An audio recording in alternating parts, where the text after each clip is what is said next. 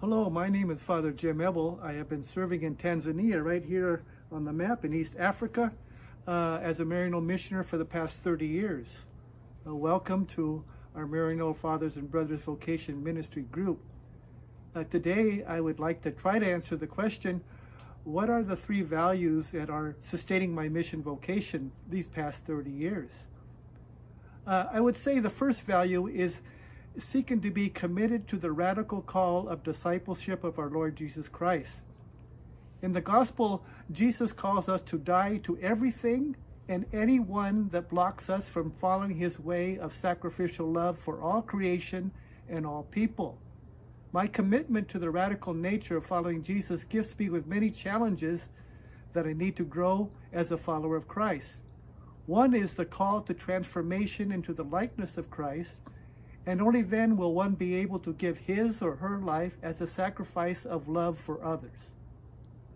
The second value is being devoted to the contemplative way of living the gospel of Jesus Christ. As one writer on the spiritual life said, describing contemplation, contemplation is a long, loving look at the real. A long, loving look at the real.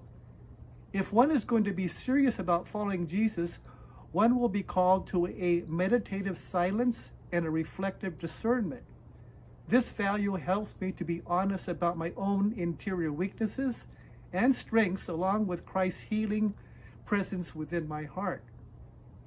In our increasingly distracted world, one must have a contemplative practice just for a healthy life. But not only for a healthy life, but for a life increasingly devoted to the will of God in every moment of life. And finally, the third value of my vocation is a communal commitment to mission. The radicalness of Jesus' call to discipleship and mission cannot be done alone. Reading the letters of St. Paul and others in the New Testament, one sees that following Christ can only happen together.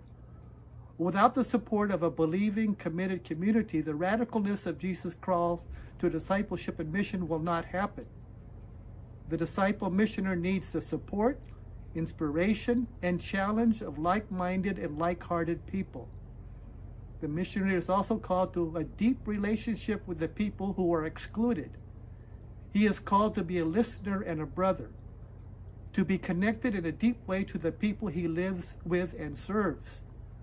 One not only serves the poor and excluded, but also shares their simplicity, poverty, whether material or spiritual.